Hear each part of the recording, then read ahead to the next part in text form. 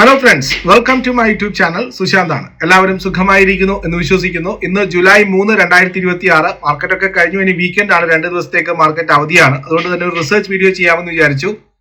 ഇന്ന് വളരെ പ്രധാനപ്പെട്ട ഒരു അപ്ഡേറ്റ്സ് അത് വന്നിരിക്കുന്നത് ക്രൂഡ്, അതായത് നമ്മളെ crude oil price pre war, അതായത് വാർ തുടങ്ങുന്നതിന് മുന്നുള്ള അതേ പ്രൈസിലേക്ക് തിരിച്ചു വന്നു എന്നുള്ള വാർത്തയാണ്. അതായത് $70, $68 നിലവിൽ നിൽക്കുന്ന സമയത്തായിരുന്നു നമ്മുടെ പശ്ചിമേഷ്യൻ സംഘർഷം ആരംഭിച്ചത്. അതിനുശേഷം ക്രൂഡ് ഒരു അവസരത്തിൽ $120, $25 വരെയൊക്കെ പോവുകയുണ്ടായി.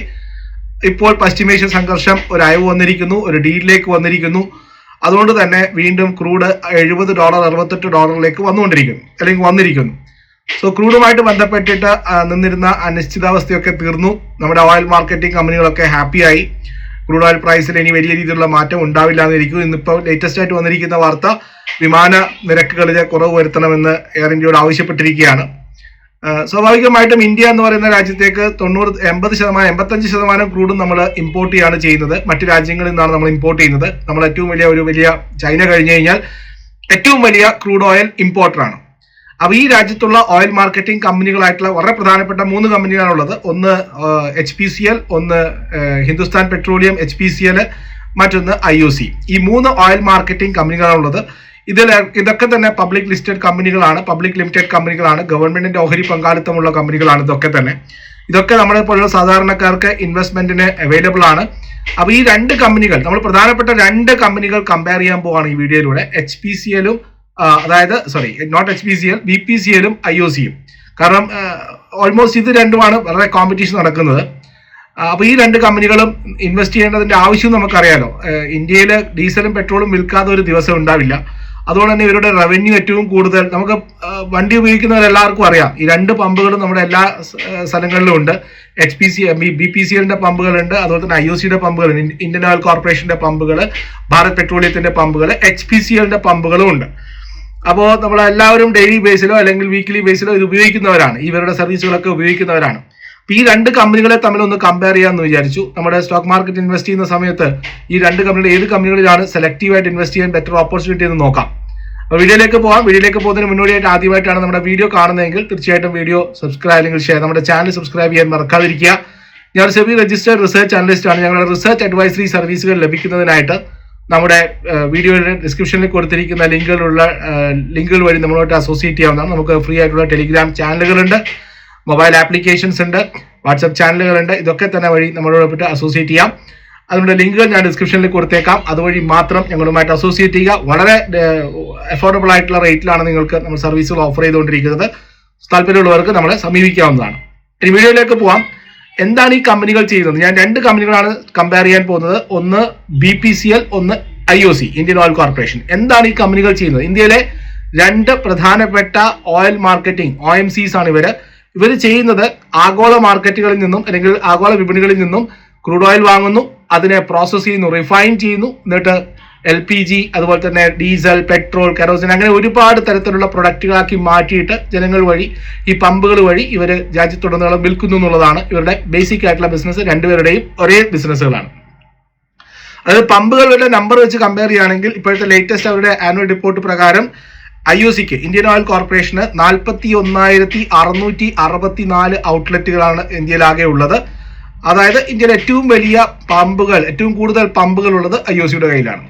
ഇനി BPCLന്റെ കാര്യം എടുത്തു നോക്കിക്കഴിഞ്ഞാൽ 24,605 ഔട്ട്ലെറ്റുകളാണ് BPCLനുള്ളത്.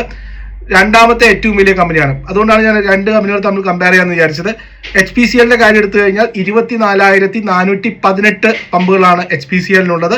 ഏകദേശം BPCLന്റെ അടുത്ത് തന്നെയാണുള്ളത്. അതുകൊണ്ടാണ് ആദ്യത്തെ 2 എണ്ണത്തിനെ കമ്പയർ ചെയ്യാമെന്ന് വിചാരിച്ചത്, IOCയും BPCLും. അപ്പൊ എന്താണ് ഇവർ ചെയ്യുന്നതെന്ന് മനസ്സിലായല്ലോ. ഈ 2 കമ്പനികളും ചെയ്യുന്നത് ക്രൂഡ് ഓയിൽ വാങ്ങുന്നു, ആഗോള വിപണിയിൽ നിന്നും, അതിപ്പോൾ റഷ്യ ആയാം, ഇറാൻ ആയിരിക്കാം, അല്ലെങ്കിൽ മറ്റു രാജ്യങ്ങളിൽ നിന്നും ക്രൂഡ് ഓയിൽ വാങ്ങുന്നു, റിഫൈൻ ചെയ്യുന്നു, അതിനുശേഷം പ്രോസസ്സ് ചെയ്തിട്ട് അതിനെ ഡീസലും പെട്രോളൊക്കെ ആയിട്ട് പമ്പുകൾ വഴി LPG ഒക്കെ ആയിട്ട് വിൽക്കുന്നു. നമുക്ക് ഗ്യാസ് സിലിണ്ടറും ഒക്കെ കണക്ഷനൊക്കെ ഇവരുടെ പേരിലുണ്ട്. HPCLന്റെയും BPCLന്റെ ഒക്കെ പേരിൽ കണക്ഷനൊക്കെ ഉണ്ട്. അപ്പോൾ ഇവരുടെ റിഫൈനിങ് മാർജിൻ ആണ് ഇവരുടെ ലാഭം എന്ന് പറയുന്നത്. അതായത് കൊടുക്കുന്ന പൈസ അതിനെ റിഫൈൻ ചെയ്തിട്ട് വിൽക്കുമ്പോൾ കിട്ടുന്ന അതിന്റെ ഡിഫറൻസ് ആണ് ഇവരുടെ പ്രോഫിറ്റ് മാർജിൻ എന്നറിയപ്പെടുന്നത്. പക്ഷെ ഒരു പ്രശ്നമുള്ളത്, ഇവർ വിൽക്കുന്ന പെട്രോൾ ആയിക്കോട്ടെ ഡീസൽ ആയിക്കോട്ടെ ഒരു പരിധി വിട്ട് പ്രൈസ് ചെയ്യാൻ വേണ്ടിയിട്ട് ഗവൺമെന്റ് അനുവദിക്കില്ല. കാരണം ഇതൊരു എസെൻഷ്യൽ കമ്മോഡിറ്റി ആണ്. അതുകൊണ്ട് തന്നെ ഇപ്പോൾ വാർ ഉണ്ടായിരുന്ന സമയത്ത് തന്നെ ഫെബ്രുവരി 28-ന് വാർ സ്റ്റാർട്ട് ചെയ്തു. ഏകദേശം ഒരു മാസം കഴിയുമ്പോഴാണ് പെട്രോൾ പ്രൈസ് കൂടുതലായിട്ട് വരുന്നത്. അതേസമയം അതും നമുക്ക് ആനുപാതികമായിട്ട് കൂട്ടാൻ വിടുന്നുണ്ടായിരുന്നില്ല. അപ്പോൾ തന്നെ ഇപ്പോഴത്തെ ഇവരുടെ എക്സിസ്റ്റിംഗ് റിസർവിൽ നിന്നാണ് ഈ പൈസ ഉപയോഗിച്ചുകൊണ്ടിരിക്കുന്നത്. അപ്പോൾ കൂടുതൽ കാലം പെട്രോൾ വില അധികമായിട്ട് തുറന്നു കഴിഞ്ഞാൽ $120 $110 മുകളിലേക്ക് വന്നു കഴിഞ്ഞാൽ ഈ പൈസ ഈ ഒരു റിഫൈനിങ് മാർജിനിൽ ഉണ്ടാകുന്ന നഷ്ടം ഇവരുടെ റിസർവിൽ നിന്നാണ് പോവുക. അതേസമയം ഇവർക്ക് കുറഞ്ഞ പൈസയിൽ ക്രൂഡ് കിട്ടുന്ന സമയത്ത് ആ ഒരു റിഫൈനിങ് മാർജിൻ, പ്രോഫിറ്റ് മാർജിൻ അതുപോലെ നിലനിൽക്കുകയും കൂടുതൽ കാലം അവർക്കത് മാർജിൻ സേഫായിട്ട് വെക്കാനും സാധിക്കും എന്നുള്ളതാണ് ഈ ഒരു ബിസിനസ് മോഡലിന്റെ അർത്ഥം. ഇനി ആരാണ് ഏറ്റവും വലുതെന്ന് ചോദിച്ചു കഴിഞ്ഞാൽ എനിക്കൊന്നും പറയാനില്ല, IOC തന്നെയാണ് ഏറ്റവും വലുത്. കാരണം പമ്പുകളുടെ എണ്ണത്തിലായാലും ഓയിൽ മാർക്കറ്റിംഗ് ജൈന്റ്, ഏറ്റവും കൂടുതൽ റിഫൈനറികൾ ഉള്ളവർക്കാണ്, ഏറ്റവും കൂടുതൽ പെട്രോൾ പമ്പുകൾ ഉള്ളവർക്കാണ്, ഏറ്റവും കൂടുതൽ സെയിൽസ് റവന്യൂ ബിസിനസ് ചെയ്തിരിക്കുന്നതും അവരാണ്. കാരണം കഴിഞ്ഞ വർഷത്തെ ഏറ്റവും ലേറ്റസ്റ്റ് ഫിനാൻഷ്യൽ റിപ്പോർട്ട് എടുത്തു നോക്കിക്കഴിഞ്ഞാൽ IOCയുടെ സെയിൽസ് എന്ന് പറയുന്നത് 2026 മാർച്ചിലെ കണക്ക് പ്രകാരം 7,84,415 കോടി രൂപയുടെ സെയിൽസ് ആണ് ആനുവലി. ഒരു വർഷം 7,84,415 കോടി രൂപയുടെ സെയിൽസ് ആണ് വന്നിരിക്കുന്നത്. അതേസമയം BPCL സെയിൽസ് നോക്കി കഴിഞ്ഞാൽ പകുതിയേ ഉള്ളൂ. 4,55,228 കോടി രൂപയുടെ സെയിൽസ് ആണ് ഒരു വർഷം BPCL നടത്തിയിരിക്കുന്നത്. അതുപോലെ ഇവരുടെ പ്രോഫിറ്റ് നോക്കിക്കഴിഞ്ഞാൽ മനസ്സിലാകും. കഴിഞ്ഞ ഒരു വർഷത്തെ ഒരു ക്വാർട്ടർ അല്ല കേട്ടോ, ഒരു വർഷത്തെ BPCLന്റെ പ്രോഫിറ്റ് എന്ന് പറയുന്നത് 25,843 കോടി രൂപയാണ്. അതായത് 4,55,228 കോടി രൂപയുടെ സെയിൽസ് നടത്തിയപ്പോൾ BPCLന് കിട്ടിയിരിക്കുന്ന പ്രോഫിറ്റ്, എല്ലാ ടാക്സും എല്ലാ എക്സ്പെൻസും കഴിഞ്ഞ് കിട്ടിയിരിക്കുന്ന പ്രോഫിറ്റ് എന്ന് പറയുന്നത് 25,843 കോടി രൂപയാണ്. അതേസമയം ഏറ്റവും വലിയ റിഫൈനറി ആയിട്ടുള്ള ഏറ്റവും വലിയ പമ്പുകളുള്ള IOCക്ക് കിട്ടിയിരിക്കുന്ന ലാഭം എന്ന് പറയുന്നത് 43,677 കോടി രൂപയാണ്. 43,677 കോടി രൂപ, അതും 25,000 കോടി രൂപയും 43,000 കോടി രൂപയും. അപ്പൊ പ്രോഫിറ്റിലുള്ള വ്യത്യാസം മനസ്സിലായല്ലോ, സെയിൽസിലുള്ള വ്യത്യാസം മനസ്സിലായല്ലോ. അപ്പം വലിപ്പം കൊണ്ടും പ്രോഫിറ്റ് കൊണ്ടും സെയിൽസ് കൊണ്ടും വലിയ കമ്പനി ഏതാണെന്ന് ചോദിച്ചു കഴിഞ്ഞാൽ IOC തന്നെയാണെന്ന് പറയേണ്ടി വരും. ഇനി മറ്റൊരു കമ്പാരിസൺ പോയിന്റ് നമുക്ക് ഉണ്ടാകുന്നത് ആരാണ് ഏറ്റവും കൂടുതൽ ലാഭം ഉണ്ടാക്കുന്നത്, പ്രോഫിറ്റ് വൈസ് ഉണ്ടാക്കുന്നത് ഏറ്റവും കൂടുതൽ ഉണ്ടാക്കുന്നത് IOC തന്നെയാണ്, സംശയമില്ല. വലിപ്പവും സെയിൽസും പ്രോഫിറ്റും ഒക്കെ തന്നെയുണ്ട്. പക്ഷേ ക്യാഷ് എഫിഷ്യന്റ് ആയിട്ട് യൂസ് ചെയ്യുന്ന ആരാന്ന് വെച്ച് കഴിഞ്ഞാൽ BPCL ആണെന്ന് പറയും. കാരണം എന്താണെന്ന് വെച്ചാൽ BPCLന് ക്യാപിറ്റൽ കുറവാണ്. അവർ ഈ പറയുന്ന അത് നമുക്ക് ബാലൻസ് ഷീറ്റ് വെച്ച് തന്നെ കമ്പയർ ചെയ്യാം. ബാലൻസ് ഷീറ്റ് നോക്കിക്കഴിഞ്ഞാൽ IOCയുടെ ക്യാപിറ്റൽ എന്ന് പറയുന്നത് 13,772 കോടി രൂപയാണ്. 13,772 കോടി രൂപയാണ്. അതുപോലെ അവർക്കുള്ള ബോറോയിങ്സ് എന്ന് പറയുന്നത് 1,35,822 കോടി രൂപയുടെ കടവുമുണ്ട്. ഓക്കെ, അതുപോലെ BPCLനെ നോക്കുന്ന സമയത്ത് BPCLന്റെ ക്യാപിറ്റൽ എന്ന് പറയുന്നത് വെറും 4,273 കോടി രൂപയാണ്. IOCക്ക് 13,772 കോടി രൂപ ക്യാപിറ്റൽ ഉണ്ട്. പക്ഷെ നേരെ മറിച്ച് BPCLന് വെറും 4,273 കോടി രൂപയുടെ ക്യാപിറ്റൽ മാത്രമേ ഉള്ളൂ. ക്യാപിറ്റൽ കുറയാന്ന് പറയുമ്പോൾ ഷെയർ ഹോൾഡേഴ്സിന്റെ നമ്പറും കുറയുന്നു, ഷെയറുകളുടെ എണ്ണം കുറയുന്നു. അപ്പൊ കിട്ടുന്ന പ്രോഫിറ്റ് ആളോഹരി വിധിക്കുന്ന സമയത്ത് കൂടുതൽ ഷെയർ ഓഫ് പ്രോഫിറ്റ് കിട്ടുക, കൂടുതൽ എഫിഷ്യന്റ് ആയിട്ട് യൂസ് ചെയ്യാൻ പറ്റുക BPCLനാണ്. പ്രോഫിറ്റ് കുറവായിരിക്കും, പക്ഷേ അവരുടെ നമ്പർ ഓഫ് ഷെയർസ് കുറവായതുകൊണ്ടും അവരുടെ ബോറോയിങ്സ്, ഇനിയിപ്പോൾ കടം നോക്കിക്കഴിഞ്ഞാലും BPCLന് 54,424 കോടി രൂപയുടെ ബോറോയിങ്സ് മാത്രമേ ഉള്ളൂ, കടം മാത്രമേ ഉള്ളൂ. അതേസമയം IOCക്ക് 1,31,822 കോടി രൂപയുടെ ബോറോയിങ്സ് ഉണ്ട്. അപ്പൊ ഇത് നോക്കുന്ന സമയത്ത് പണം എഫിഷ്യന്റ് ആയിട്ട് യൂട്ടിലൈസ് ചെയ്യുന്നത് ആരാണെന്ന് വെച്ച് കഴിഞ്ഞാൽ പ്രൊഫഷണൽ വേയിൽ യൂസ് ചെയ്യുന്നത് BPCL ആണ്. പ്രോഫിറ്റ് വൈസ് നോക്കിക്കഴിഞ്ഞാൽ ഓക്കെ, അവരാണ് ഏറ്റവും കൂടുതൽ പ്രോഫിറ്റ് ഉണ്ടാക്കുന്നത് പറഞ്ഞ കാര്യമില്ല, അത് എഫിഷ്യന്റ് ആയിട്ട് യൂസ് ചെയ്തിരിക്കുന്നത് BPCL ആണ്. സോ കൂടുതൽ ലാഭം ഉണ്ടാക്കുന്നത് ഷെയർ ഹോൾഡേഴ്സ് പോയിന്റ് ഓഫ് വ്യൂവിൽ BPCL ആണ്. അതായത് ഒരു 100 രൂപ BPCLലേക്ക് നിക്ഷേപിച്ച് കഴിയുമ്പോൾ 24 രൂപയുടെ പ്രോഫിറ്റ് അവർ അതിൽ നിന്ന് ഉണ്ടാക്കുന്നുണ്ട്. അതേസമയം 100 രൂപ നിങ്ങൾ IOCയിലാണ് നിക്ഷേപിക്കുന്നതെങ്കിൽ അവർക്ക് അതിൽ നിന്ന് ജനറേറ്റ് ചെയ്യാൻ പറ്റുന്നത് 18 രൂപ മാത്രമാണ്. ഓക്കെ, അതാണ് ആ ഒരു ഉള്ളത്. ഇനി വാല്യുവേഷൻ വൈസ് നോക്കുമ്പോൾ ആരാണ് അവൈലബിൾ ആയിട്ടുള്ളത്, പ്രൈസ് എന്ന് നോക്കിക്കഴിഞ്ഞാൽ നിങ്ങൾക്ക് മനസ്സിലാകും. നമുക്ക് ഇപ്പോൾ IOC ലഭിക്കുന്നത് വെറും 142 രൂപക്കാണ് ക്ലോസിങ്. നേരെ മറിച്ച് BPCL കിട്ടുന്നത് 308 രൂപക്കാണ്. പക്ഷേ പ്രൈസ് ടു ബുക്ക് വാല്യൂ നോക്കുകയാണെങ്കിൽ IOC ആണ് അണ്ടർ വാല്യൂഡ്. അതായത് IOC ഇപ്പോൾ ട്രേഡ് ചെയ്യുന്നത് 0.91, അതായത് 100 രൂപയാണ് IOCയുടെ ബുക്ക് വാല്യൂ എങ്കിൽ ഇപ്പോൾ 91 രൂപക്കാണ് ട്രേഡ് ചെയ്യുന്നത്. അതായത് ബുക്ക് വാല്യൂവിനേക്കാൾ താഴെയാണ് ട്രേഡ് ചെയ്യുന്നത്. അതേസമയം BPCL എടുത്ത് നോക്കിക്കഴിഞ്ഞാൽ ബുക്ക് വാല്യൂയുടെ 1.33 ഇരട്ടിയിലാണ് ട്രേഡ് ചെയ്യുന്നത്. എന്താണ് ഈ ബുക്ക് വാല്യൂ എന്ന് അറിയില്ലേ? ബുക്ക് വാല്യൂ എന്ന് പറഞ്ഞു കഴിഞ്ഞാൽ നമുക്കുള്ള ടോട്ടൽ അസറ്റ്, കമ്പനിയെ സംബന്ധിച്ചിട്ടുള്ള ടോട്ടൽ ആസ്തികൾ അത്രയുണ്ട്. ആ കമ്പനിക്ക് പുറത്ത് കൊടുക്കേണ്ടതായിട്ടുള്ള ലോണുകളായിട്ടും ഇമ്മീഡിയറ്റ് ആയിട്ട് കൊടുക്കേണ്ടതായിട്ടുള്ള പല ഒബ്ലിഗേഷൻസ് ഉണ്ട്, ലാബിലിറ്റീസ് ഉണ്ട്. അതിൽ നിന്നും മൈനസ് ചെയ്ത് കഴിഞ്ഞാൽ, അസറ്റിൽ നിന്നും ലാബിലിറ്റി മൈനസ് ചെയ്ത് കഴിഞ്ഞാൽ കിട്ടുന്നതാണ് ശരിയാർത്ഥത്തിൽ നെറ്റ് അസറ്റ് എന്ന് പറയുന്നത്. അതിനെ നമുക്ക് ഷെയർ ഹോൾഡേഴ്സിനെ ഡിവൈഡ് ചെയ്ത് കഴിഞ്ഞാൽ കിട്ടുന്ന അതായത് എല്ലാ കമ്പനി ഇന്ന് ബിസിനസ് സ്റ്റോപ്പ് ചെയ്യാൻ തീരുമാനിച്ചു കഴിഞ്ഞാൽ എല്ലാ ഒബ്ലിഗേഷൻസും കൊടുത്ത് ഷെയർ ഹോൾഡേഴ്സിന് എന്ത് കിട്ടും? അതാണ് ബുക്ക് വാല്യൂ. ചില കമ്പനിയുടെ ബുക്ക് വാല്യൂ ഒക്കെ നെഗറ്റീവ് ആയിരിക്കും. അതായത് കമ്പനി പ്രോഫിറ്റ് ഒക്കെ ഉണ്ടാക്കുന്നുണ്ടാവും, പക്ഷേ ബിസിനസ് ഇന്ന് നിർത്തിക്കഴിഞ്ഞാൽ, ബിസിനസ് ഇന്ന് സ്റ്റോപ്പായി കഴിഞ്ഞാൽ കമ്പനിക്ക് ഷെയർ ഹോൾഡേഴ്സിന് കൊടുക്കാനൊന്നുമില്ല. കാരണം ഈ ആസ്തികളൊക്കെ വിറ്റ് കിട്ടുന്ന പണം കടം തീർക്കാൻ മാത്രമേ ഉണ്ടാവുള്ളൂ, ബാക്കിയൊന്നും ഉണ്ടാവില്ല. ആ അവസ്ഥയാണ് ബുക്ക് വാല്യൂ 0 ആയി കഴിയുമ്പോൾ, അല്ലെങ്കിൽ നെഗറ്റീവ് ആയിരുന്ന സമയത്ത്. നേരെ മറിച്ച് പോസിറ്റീവ് ആവുക എന്ന് പറയുന്ന സമയത്ത് എല്ലാ ആസ്തികളും വിറ്റ് കഴിഞ്ഞാൽ, എല്ലാ ഒബ്ലിഗേഷൻസും തിരിച്ചു കൊടുത്തു കഴിഞ്ഞാൽ ബാക്കി ഷെയർ ഹോൾഡേഴ്സിന് ഒരു ഷെയറിന് എത്ര കിട്ടുന്നുള്ളതാണ്. അതാണ് യഥാർത്ഥ ബുക്ക് വാല്യൂ. ആ ബുക്ക് വാല്യൂ കൺസെപ്റ്റിന്റെ താഴെയാണ്, ബുക്ക് വാല്യൂനേക്കാൾ താഴെയാണ് IOC ട്രേഡ് ചെയ്യുന്നത്. BPCL 1.33 ഇരട്ടിയിലാണ് ട്രേഡ് ചെയ്യുന്നത്. അത് ഒരു മോശമായിട്ടുള്ള കാര്യമാണ്, നെഗറ്റീവ് മോശമായിട്ടുള്ള കാര്യമാണ്. പക്ഷേ ഏറ്റവും കൂടുതൽ ബുക്ക് വാല്യൂ മുകളിൽ ട്രേഡ് ചെയ്യുക എന്ന് പറയുന്നത് ആ കമ്പനിയുടെ ഡിമാൻഡ് ആയിരിക്കാം, ആ കമ്പനിയുടെ ജനങ്ങളുടെ വിശ്വാസമായിരിക്കാം. ജനങ്ങൾ they are ready to pay for that. Price to earnings ഒക്കെ അങ്ങനെയല്ലേ വരുന്നത്. സോ അങ്ങനെ നോക്കുന്ന സമയം, ഈ ഒരു ബുക്ക് വാല്യൂ പോയിന്റ് ഓഫ് വ്യൂവിൽ നോക്കുന്ന സമയത്ത് അണ്ടർ വാല്യൂഡ് ആണ് IOC. ആ പോയിന്റ് ഓഫ് വ്യൂവിൽ ഇൻവെസ്റ്റ്മെന്റിനെ കൺസിഡർ ചെയ്യുമ്പോൾ നിങ്ങൾക്കൊരു അണ്ടർ വാല്യൂഡ് സ്റ്റോക്ക്, വാല്യൂ പിക്കാണ് വേണ്ടതെങ്കിൽ IOC is the best one. അതേസമയം നിങ്ങൾക്കൊരു